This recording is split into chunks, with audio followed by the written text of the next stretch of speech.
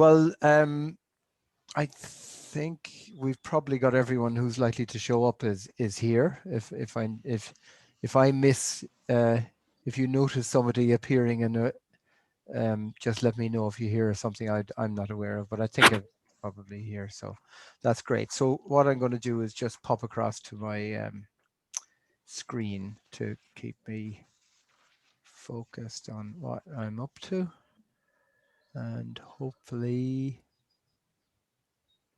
right, are you all getting that okay? Yep. Yep. Great.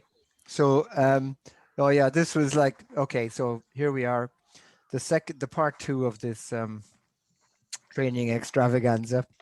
And I was just saying, we're recording it because I better just make 1 second. Let me just make sure I'm recording it, because I want, yeah, that's right. That's fine. I just go back there. So, and obviously I'll send you the link to that afterwards as well, so you're able to use it for reference, and other people as well can hopefully gain some benefit. So excuse me for looking to the side, because my screen is over here. You've done all that already. It's a small group anyway. As long as no one's got barking dogs or anything like that, it shouldn't be a problem. And please just stop me, shout out if you know, if you have a question in your mind and I haven't noticed your hand or whatever, because I'm looking at the other screen, just shout out and make sure you get everything you want answered. You probably don't need to write the questions in chat because there's a much smaller number of people, so just shout out at me, really.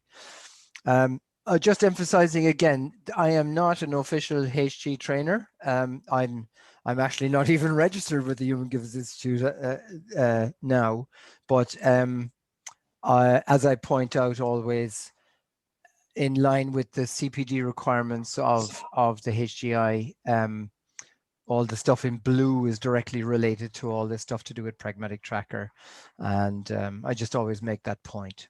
So I'm making some assumptions that you're able to log into Pragmatic Tracker, that you obviously, I sent out a lot of stuff when you first registered, that you'll have read that, and that you either attended the part 1 day or you've listened to the recording in advance, and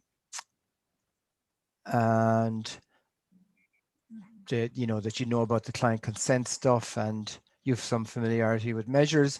You've set up at least one practice client, or even better, obviously, if you're using Pragmatic Tracker, you know, with real clients by now, that's fantastic as well. So what I wanted to do, first of all, I'm just putting these things up. These were the learning outcomes, some of the learning outcomes from the first day, and these are some of the other ones. This is just, I just wanted to really pause at this point in case, so I'm just going to turn the screen share off for a minute, because just sort of picking up on everything from the last day, getting into Pragmatic Tracker, setting clients up, verification of email, selecting measures, sending measure links to clients either manually or through the automatic system, working with the measures with the client and all the rest of it, all that sort of stuff we covered the last day.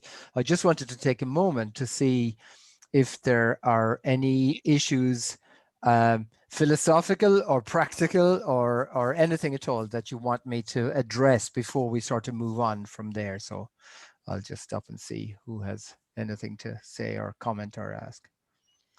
I have a question, Bill. Can I ask a question? Oh, great. Dora jumped in just ahead of you, Matthew. So we'll have Dora first and you, Matthew, second. Okay, Dora, great. Can you enter in like clients that we've already done? So can you do backdate? Right. If you have, would these be clients that, like, they came and you started off at the beginning of their treatment with a paper-based measure, they filled it in, and then you use some measures through treatment? Is that what you mean? Yeah, even if we haven't finished with them yet, but we start. Right, so, but you did capture a measure at, let's say, before or at their first session. Yeah, absolutely. Yeah. Do you want me to quickly show you how that works? Will it just be entering it in on the dates? Yeah, yeah. Let me just jump into Pragmatic Tracker. Okay, so this is a test case. I was just, oh, I'm sorry, I'm not. Yeah, I got to remember to share again, don't I? Sorry. Right, you can see that? Yeah. Yeah. So, right, so in your client profile, you would just put in whatever your referral date was, let's say the 1st of the 10th, 2020, for example. And you obviously, if they're still in treatment, you'll want to do that verification process in the normal way with them, but you can save the date like that. Now, supposing you've got a session that you've got already got the information about, and let's say that was on the 11th of November 2020, and it was an assessment, your first appointment you want to put in. Now, obviously, you're not going to be sending out any reminders about it, so you don't want to bother with that. And let's say you'd used, what measure might you have used, Dora? Core 10 or something? Yeah, the core 10. Okay, let me just switch all this stuff off for the moment. Let's say you just have core 10. You create that session, right? So the session is created on the date, the 11th of November, and then you've got your core 10 measure. All you've got to do now, you've nothing on the right this time. You're just on the left. This little drop down will drop the responses down, and then all you got to do is go from your paper Enter it yourself. and enter it like that, right?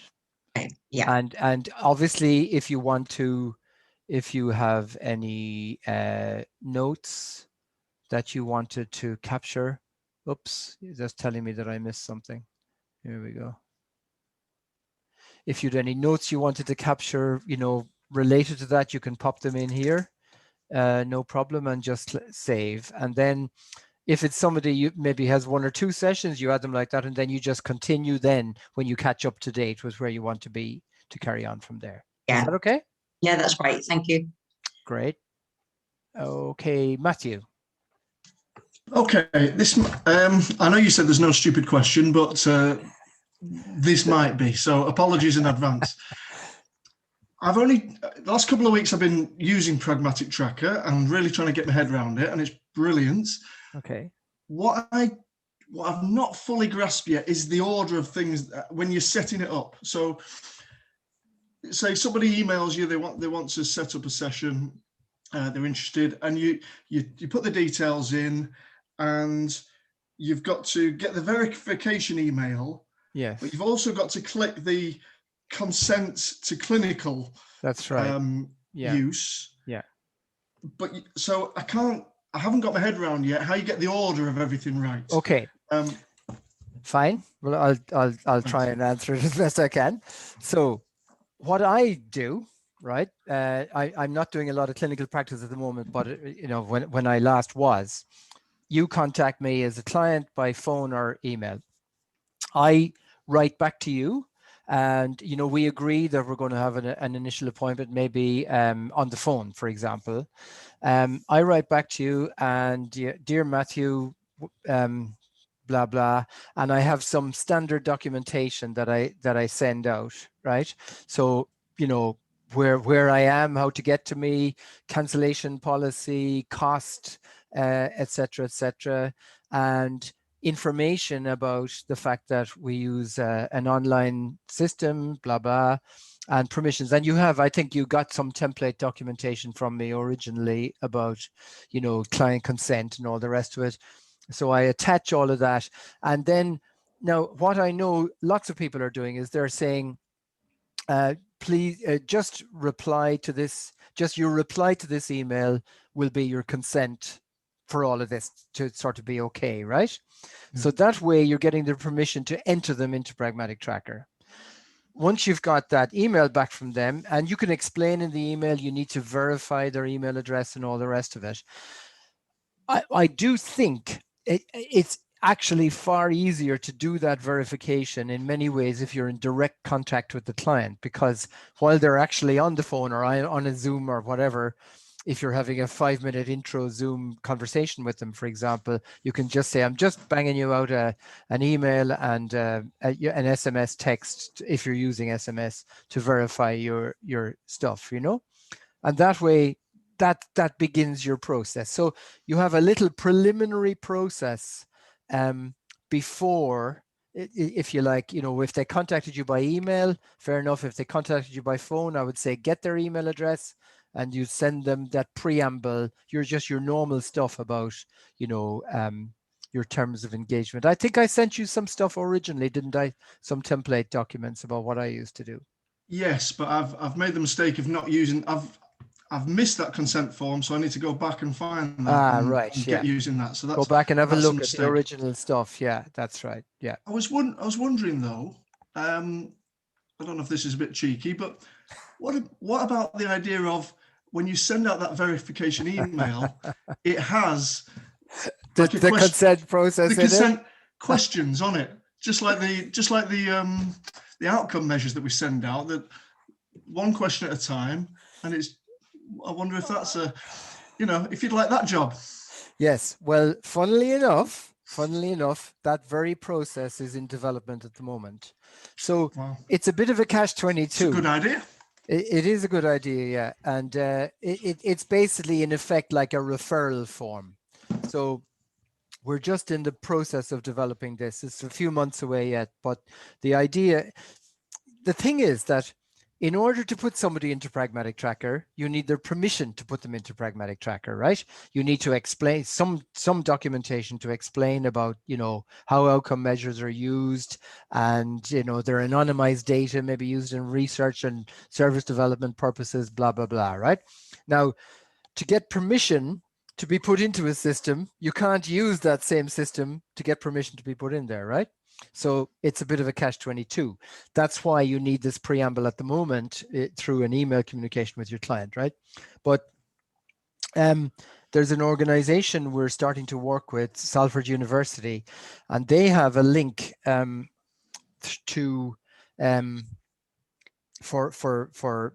I think including members of the public, in fact, but certainly staff and students at the university. If they want counseling support, they click on a link and it goes to a referral form, and they provide their information. And what we've realized in going through the process of developing that is we're going to carry it a step further, and hopefully we will get to a point where if I can get one done for HGI, for example, you'd have this generic link that would be associated with you, and the potential client would click on it and fill in their bump, along with other information that you might be interested in gathering, like what sort of problems are have you sought help for this stuff before, etc., etc. In other words, a sort of a screening documentation, So all I can say is it's in the pipeline, Matthew. I've been aware of this for a long time, but we've never really there's always so much to do, and we've never been able to quite figure out how to go about it. And in a way, we're being kicked up the rear end to do it now, because we have to do something along these lines. And we've thought, well, while we're doing that, we'll do this further. So it is coming, but don't hold your breath. Development takes time. You got to build the thing. You got to test it ad nauseum. Get rid of all the bugs. I can't promise that it's going to be in the next 3 months. Even it might be 6 months away, but it's definitely coming. Okay, lovely, thank you. Can I ask another question? Yeah, you have. I know you have another question, don't you? And I can't remember what it is, so remind me what it is. Well, I might have a couple. Sorry, everyone. The first 2 clients I had didn't receive the questionnaires. So what did I do wrong there? Well,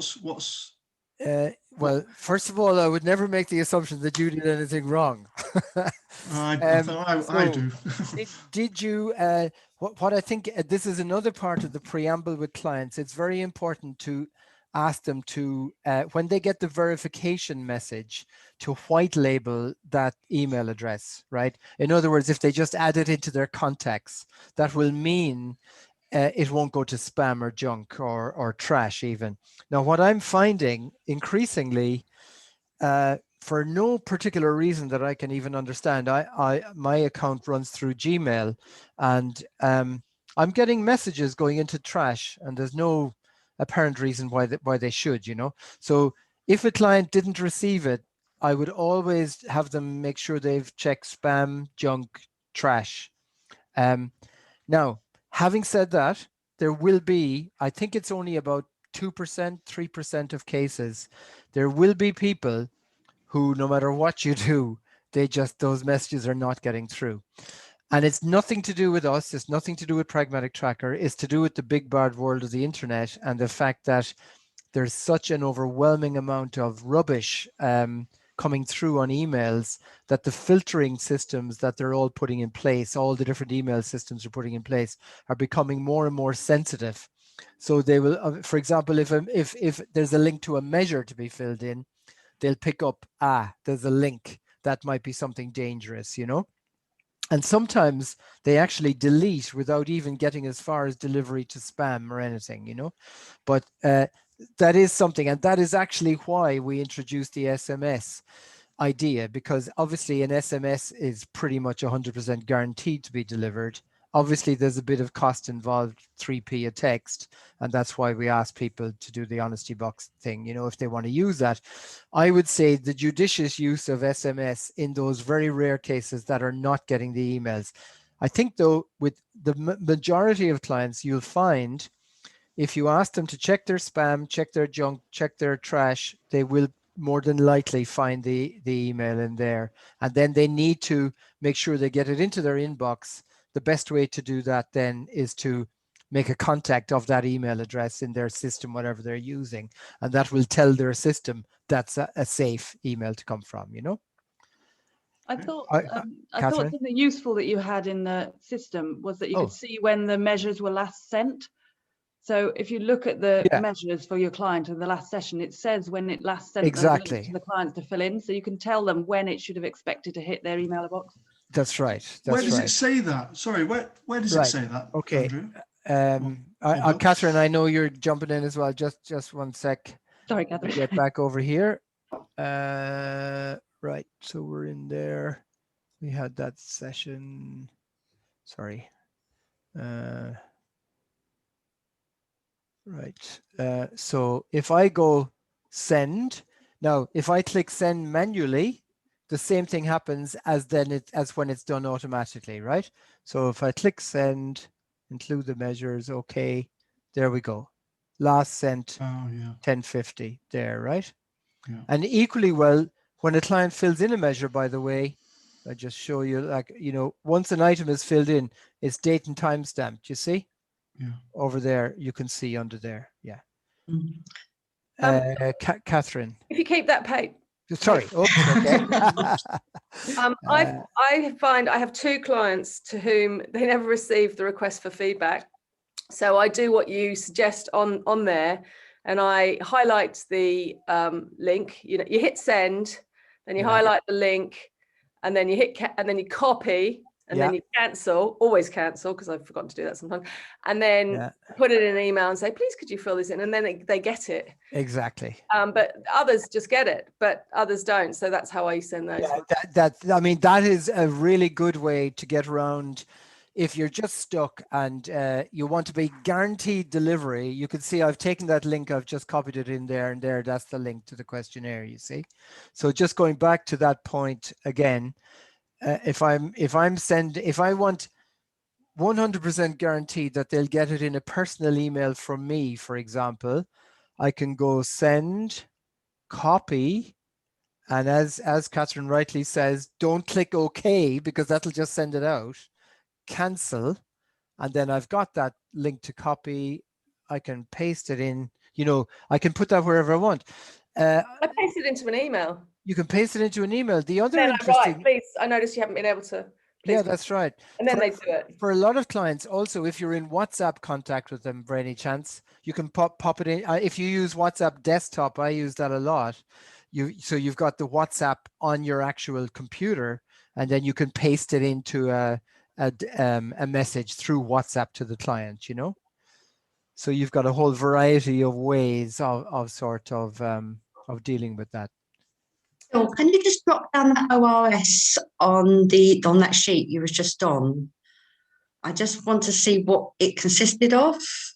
Yes, we're going to be the ORS, sorry. 1 second. Further down. Oops. Oh. Yeah. No, that's just the security of the system pushing me out because of going in through the 1 second now. Oh, test case. So let's just edit that. So there's, oh, there is an ORS there. Okay. So there we go. There we go.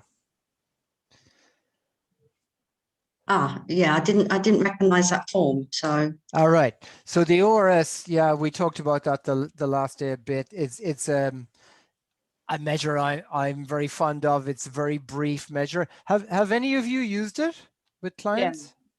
How are you getting on with it? Do you like it? They quite like it, I think, because it's it's totally in their control as to work out where that bar goes. Yeah, that's right. Yeah. I do find that some deep thinkers don't like numbers that don't, they're too, I don't know, they're too binary, aren't they? You know, Yeah. 8 3/4. That's right. 7 and a quarter. Yeah, they literally are. Oh my goodness, but yeah. Yeah, but what about the side of like, are you finding the information provided through their marks on that measure useful in your conversation with the client? Yes. Yeah. Yeah, it's nice to be able to go and look at those results before you start a session and realize where they are. So yeah. I mean, I personally, always, what I liked about it, like, you know, jumping back over here, you know, you might see this sort of thing, you know, that sort of pattern. Now, okay, the score is very low at 7.1, but there's some strength here that's different to there. And straight away, you know, it's pretty easy to think, right, this person, maybe, you know, whatever is going on, they're really struggling in the outside world, but let's, you know, what resources have they got here? Where's the support coming from and stuff like that? So that's sort of informing me even before I've met them, you know? And the other way I often would use this is with a client. I'd be looking at, let's say, socially. Okay, you know, things are not great at the moment. What do you think is the very first thing that maybe needs to happen to just begin to shift that a little bit over to the right? You know, so it's not like huge steps, not like about achieving 8 out of 10 or anything like that. It's about like, you know, what's the very, very first thing that maybe we could think about working on together that would help you so that whatever is so difficult about that at the moment would just begin to nudge in the right direction, you know? So there's all sorts of ways you can use it, as I say, conversation enhancement tools, you know? Great. Okay. So anything else to sweep up? can you print these out as well? Hold on. Sorry. Dora. Yeah, I actually, on the bump you got off me at the very beginning, you'll have a link to the measures on the Pragmatic Tracker website. If you go to pragmatictracker.com, what else is there? You'll get a list of stuff. There's measures, click on measures, and then there's a link that gives you PDFs of all of these measures if you want them in paper. But can you print them out once they've completed them? Yeah, you can print. Once they completed them. Well, I mean, is it because you don't want to use the computer with the client? Yeah. All right. Okay. Can I ask why that might be? I just find that it really takes the personal touch away and the eye contact as well, because then you're busy looking at your computer rather than the client. And right, it'd be just nice to have that on hand if you want to raise that in a section. Do you have an iPad or anything? A smaller device? I have my phone, but not an iPad. It's a bit too small, yeah. I mean, you can. The best place I would say to print off, you could print it off from the computer. Probably print the chart with the table underneath the chart. Just go to your browser printer and print that off. You can turn it black and white as well, by the way. I better show you that before I forget. So if I go chart, I can, you see appearance? Yeah. Get rid of that, because if you want to save ink, right? And if you want the scores of the day, so you could print that page by going to your browser printer, you know, if you're using Chrome, you just go up to the Blackboard Chrome or file and print or whatever like that. And you could print that off, you know. I mean, you could obviously go in here as well, wherever it was. Oh, it was the next session, wasn't it? I mean, you could take a screenshot of that, you know, not that easy. I mean, the whole idea in a way is to get away from paper with Pragmatic Tracker, you know, but I appreciate that, you know, everyone's different about how they use it. Personally, I, with a client, use a laptop, and at the beginning of the session, I sit down right next to them. I say, let's just look at those. Thank you very much for filling in those measures. Let's just look at that together on the chart here. I do that, then I shut it down and put it out of the way for the session, you know? So, great. No, there was somebody else, I think, Pauline. Hi everyone. Bill, with the ORS, is that used with the NHS as well? Because that's something they actually use a lot of. Because I've started using the GAD7 and the Core 10 more than I used to do, just so that we're more in line with collecting data. Like the NHS. That's an interesting question. The ORS and SRS have been made available through NHS Digital free. I mean, they're actually copyrighted instruments from America. And we, long before the NHS Digital, we've always had a license to use them, but in Pragmatic Tracker.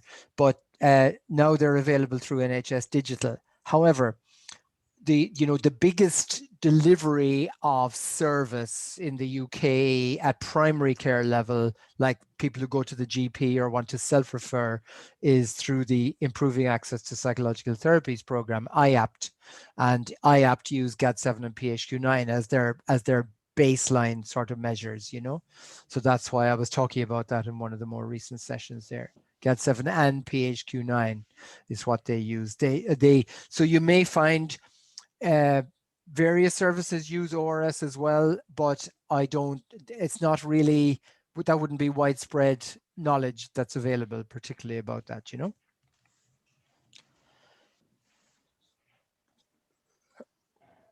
Oh, right. Have we got there, or are we done? Yeah. Sorry, I've got my hand up. Has Catherine got off? Catherine? No, I'm just saying there's people there and people there who want to ask questions. Matthew, have you something else? Sorry, yes. Don't apologize, Matthew. That's the whole point of this, and everyone learns, you know.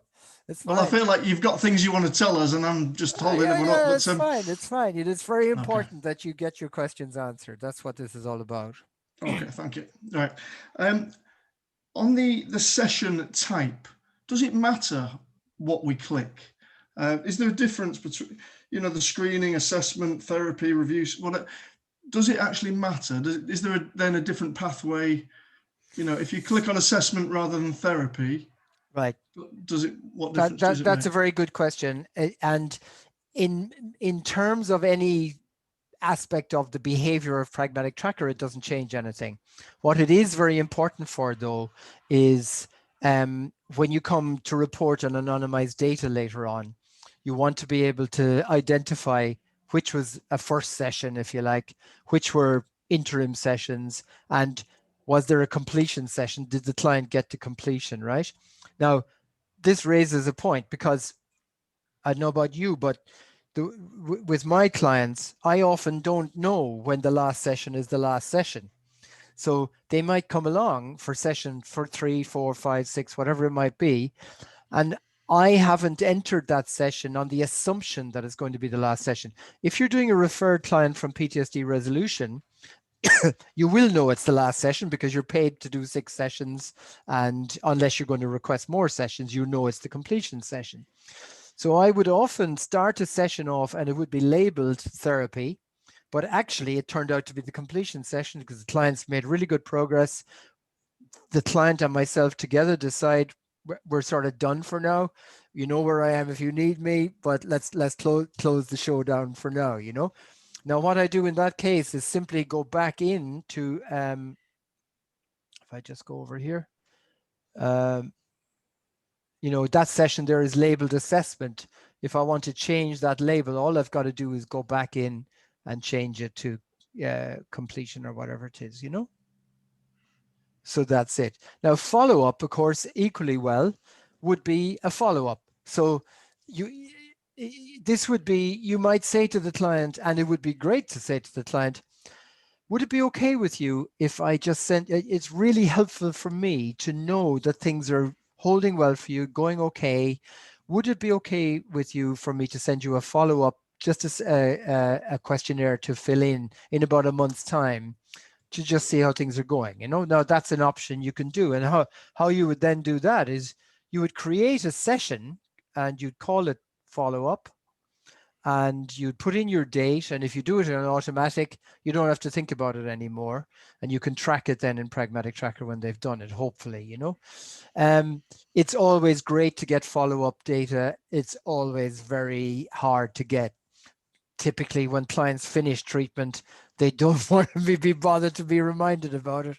They want to get on with their lives, you know. So often people they might ignore follow-up, but on the other hand, I mean, if you were part of a study, you'd really want to try to get follow-up information, you know? Okay? That's brilliant. Thank you. So the last thing for now is I contacted you yesterday to ask, is it possible to, I'm pretty sure a client of mine that I haven't yet seen has completely filled in the measures the wrong way around. The PHQ-9 the wrong way around. I think she's misread it and given herself hideously low scores, whereas she's described herself as very full of anxiety, and it doesn't make sense. So I've worked it out, but it might be useful if anybody else needs great. to So let me go back over here. So what I'm just going to do with this profile is I'll get rid of all these other ones for the moment. Oops, what have I done? You must choose it. Oh yeah. Right. So we're going to add a session, and it's got 7. Oh my God, Bill, come on, wake up. Right. Okay. So client got the measure. So you think, have you been bothered? You think she is very bothered, but she's done one where you think it's more likely to have been 3. Is that what you mean? Yeah, she's put zeros for everything virtually. Yeah. Ah, right. So she's done all this sort of thing. Yeah. Okay. Right. If I got everything. Matthew, did you say it was that form, or is it a different form? Because it's hard to get that form wrong. It is, isn't it? It's hard to imagine them. Yeah. Well, it's I think that form, is it? it's the PHQ-9, yeah, and the GAD-7 I sent her as well, and she's done the same on both. So either she's cured herself before I've even seen her. Matthew, it's just the power of making an appointment. The magic of that reply email I sent. Okay, so here's what I would do. So client comes into me, she's filled in the GAD-7, and she's described to you very high levels of anxiety. So I'd go to the chart and I'd say, you know, just help me to understand that. You could go to the chart, or you could go into in here. Might be even better to go in here and just say, just help me to understand this. I mean, it's really interesting to me because you're describing to me that you've got a lot of anxiety, but on the other hand, you're scoring the measure like somebody that's got way less anxiety than I have. Can you help me to understand, right? So that would be what I would do. If she's marked them all at 0, there may be something, there may be dyslexia issue or a complete misunderstanding of what you were looking for or whatever like that. I don't know, but there's something pretty radically wrong there. I mean, that wouldn't make sense, you know. So if it doesn't make sense, tell them and say, look, help me to understand, you know. Is this, and they might say, oh God, I completely misunderstood that. And it should be. And you say, well, what should it be? And you can just go through it. And as I said to you yesterday in the email, you can just alter, right? Now, obviously, you can't be going in and altering a client's response into what you think they should have written down. But in this case, in an exceptional situation where it just really, it looks like they got the wrong end of the stick. Pauline. Oh yeah, there was one thing I was just thinking of that may be significant. If she has generalized anxiety, I agree completely that she may have made a mistake with the form. But if it's an anxiety that's actually just related to something or more related to a phobia or something, maybe she hasn't felt. Great, absolutely great point. And that actually very nicely leads into a part that we're eventually going to get to today, which is where, you know, sometimes a measure is totally inadequate at actually capturing what's going on for the client. And this is where using the problems and goals section can be very, very helpful, you know. Great. Well, that was an amazing bunch of stuff there. I hope you all found that very useful. I found that very interesting to see. So will we crack on with the business of the day? So are you all right now, Matthew? Have we got everything? Okay, very good. So let me get over.